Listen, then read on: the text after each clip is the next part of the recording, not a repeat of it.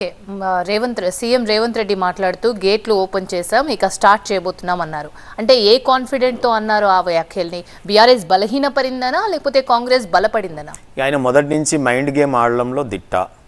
నేనేమంటున్నా అంటే ముఖ్యమంత్రి గారు నిజంగా ఏజ్ ఓల్డ్ పార్టీ అయితే, నిజంగా మీరు ప్రభుత్వంలో ఉన్నట్టు అవుతే, మీ పార్టీ నిజంగా నిండుగా మీ దగ్గర కార్యకర్తల్ని సుశిక్షితులైనటువంటి కార్యకర్తలు నాయకులు ఉంటే, మీ పార్టీలో నాయకులు అవైలబుల్ ఉంటే మా వాళ్ళని తీసుకొని వాళ్ళకు వెంటనే టికెట్లు ఇవ్వడానికి అర్థమేముంది?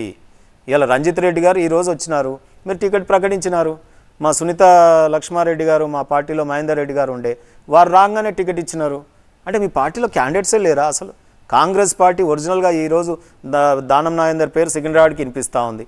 అంటే ఇంతమందిని కోకొల్లలు అసలు మీ దాంట్లో పార్టీలో అసలు క్యాండిడేట్లే లేనట్టుగా మొత్తం టీఆర్ఎస్ పార్టీ రెండు పార్టీలకు ఇవాళ అందియగలిగింది ఒక నాయకత్వాన్ని రూపొందించి అని అనుకోవచ్చు కదా.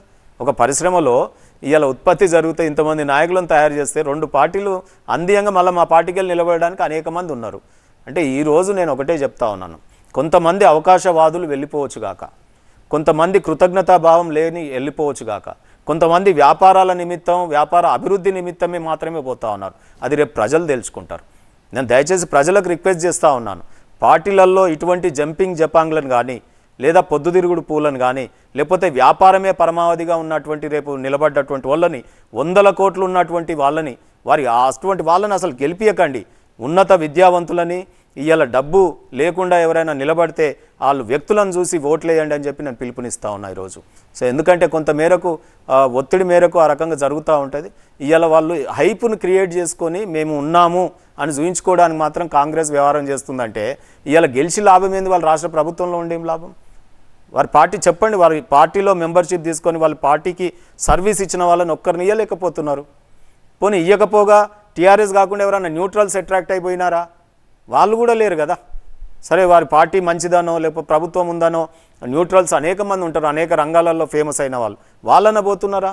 వాళ్ళు లేదు. రెండు పార్టీలు కూడా ఇవాళ బీజేపీకి కాంగ్రెస్ పార్టీకి వారి పార్టీలో ఎంపీలకు పోటీ చేసే సత్తా ఉన్న నాయకులు లేకనే ఇవాళ బేలతనంతో ఇవాళ మా పార్టీ వాళ్లకు పిలిచి కండువలు కప్తా ఉన్నారు. కాబట్టి ఇది ప్రజాస్వామ్యానికి అయితే మంచిది కాదు.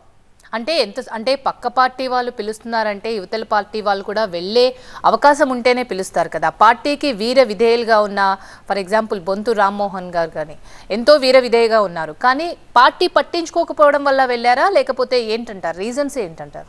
వారు కొంత అసహనానికి గురై ఉండొచ్చు, వారి అవకాశాలు ఏదైతే అంబిషన్స్ ఉన్నాయో అవి తీరకపోయి ఉండొచ్చు, కారణం ఏదైనా ఉండొచ్చు కదా. ప్రభుత్వం వచ్చింది, ఇప్పుడు నేనేమంటానంటే ఆయన నా తోటి ఉద్యమకారుడు, వారు గణనీయంగా వారు అభివృద్ధి చెందాలని నేను కోరుకుంటాను, వారు ఎంపీ ఎమ్మెల్యేలుగా రాణించాలని కోరుకుంటాను. సో ఎంతోమందికి వస్తుంది ఇవాళ రేపు సడన్గా పార్టీలు మారిన వాళ్ళకి, తెలంగాణ గురించి పోరాటం చేయని వాళ్ళకి అనేక మంది కూడా ఎంపీలు ఎమ్మెల్యేలు అయినారు. వారికంటే వారు బెటరే, ఎక్కడున్నా సరే మంచి జరగని తప్పేం లేదు, సమాజానికి తెలంగాణ పోరాటానికి పనిచేసినారు. కానీ నేను ఏమంటున్నా అంటే ఇక్కడ ఆ పార్టీకి మా వాళ్ళు పోతే తప్ప దిక్కు లేదు అంటున్నా నేను. మీరు ఒరిజినల్గా చెప్పండి, ఎందుకు కాంగ్రెస్ పార్టీకి మా వాళ్ళు పోతేనే ఇవ్వాల్సినటువంటి పరిస్థితులు ఎందుకున్నాయి? ప్రభుత్వానికి వచ్చింది, మళ్ళా అనేక సంవత్సరాలుగా పార్టీ ఉంది కదా.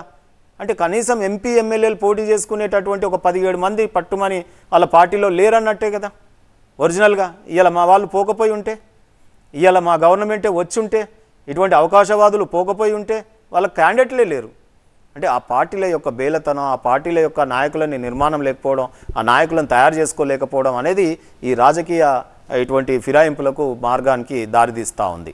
కేసీఆర్ రాజకీయ చాణక్యుడు అంటారు, అంటే రాజకీయ ఎత్తుగడులు వేయడంలో దిట్ట అంటారు. మరి ఇలా నీరు గారిపోయిన నిరుత్సాహంతో ఉన్న క్యాడర్ని ఎలా బలోపేతం చేస్తున్నారు, ఎలా బూస్టింగ్ ఇస్తున్నారు? ఇప్పుడు ఫస్ట్ నేనేమంటున్నానంటే నిరుత్సాహం అనేది టీఆర్ఎస్ పార్టీలో తక్కువ ఉంటుంది డెఫినెట్గా. ఎందుకంటే ఇప్పుడు బీజేపీ కాంగ్రెస్ ఉంది, ఓన్లీ అధికారంలోకి వస్తే 4 పైరోలు చేసుకోవచ్చు, 4 సీట్లు వస్తాయనో వారి పార్టీ నాయకులకు ఉండొచ్చు కాక.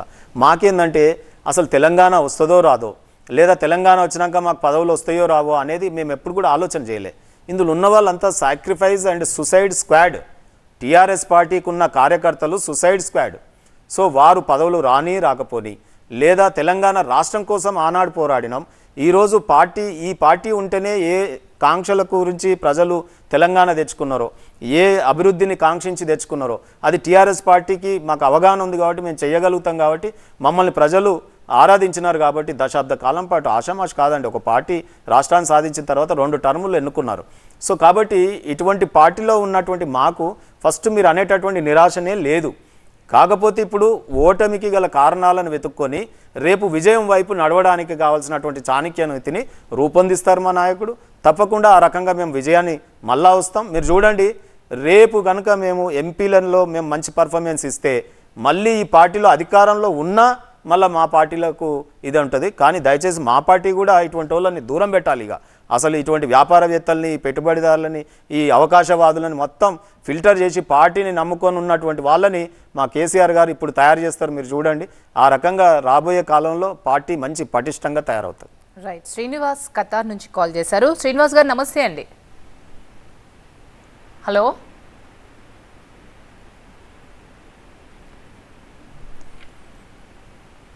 యా, అయితే కవితకి ఎన్ని రోజుల్లో బెయిల్ వచ్చే అవకాశం ఉందంటారు?